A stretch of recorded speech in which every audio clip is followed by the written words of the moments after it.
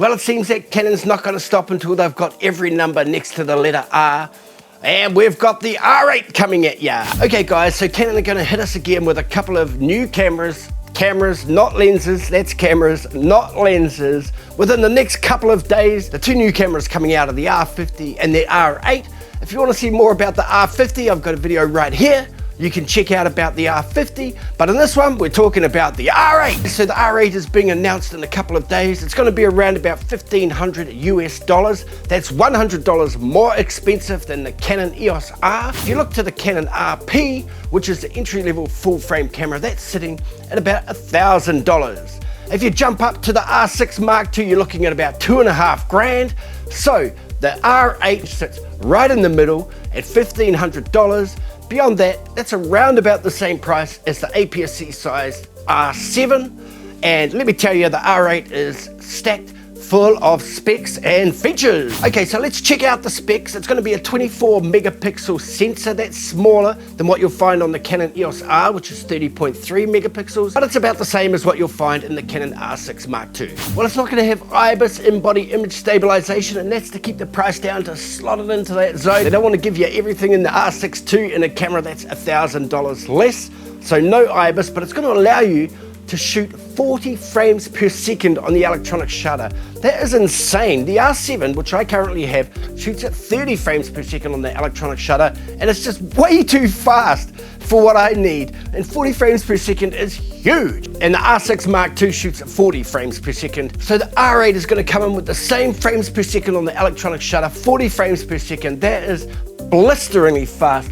I mean, if you think about this camera here, the Canon AE Auto, it takes a roll of film which has 36 exposures, but on the Canon EOS R8 it's going to vaporize 36 shots in less than a second. But 40 frames per second, it does open this camera up as a full frame option for sports and wildlife photographers and anyone else who needs that higher frames per second rate in order to be able to catch the action you're after. But it will be interesting to note where the mechanical shutter comes in. On the R7, of course, it's 15 frames per second on the mechanical shutter. When it comes to video, it has the full width of the sensor, 4K 60, downsampled from 6K. And just like the Canon R6 Mark II, it also has 1080p at 180 frames per second. Okay, of course it's going to have a flippy screen, as all of Canon's cameras nowadays do have, and that's going to be a great benefit. Most likely it will have the single SD card and it won't have the top deck display. So it has a lot of the same stills and video features as does the R6 Mark II, but it's $1,000 less. What may be the deal breaker and what we are expected to see with the Canon R8 is that it will not have a viewfinder. No EVF, no viewfinder. It will rely on the flippy screen only. And the reason that this comes to mind is that, firstly, the camera is $1,000 cheaper than the R6 Mark II. It's going to be lighter even than the Canon RP. And the Canon RP uses EP17, is that the battery? The small, tiny little battery pack? Hopefully the R8 will come out with the LP E6NH battery. Who knows, that remains to be seen as well. But to keep the weight down, to make it lighter than even the RP, I'm thinking no EVF, and also maybe a compromise on the battery. You may not pick it up with the LP-E6, you may get the smaller LP17 or LH17. Whatever that battery is, this tiny one here, it's absolutely tiny.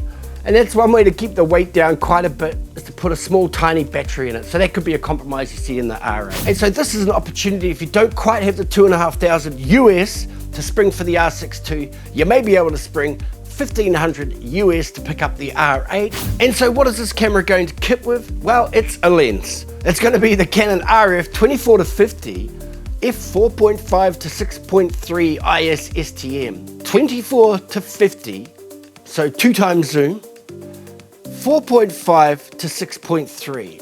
It's got image stabilization, it's got the STM motor, but it's got a relatively slow aperture.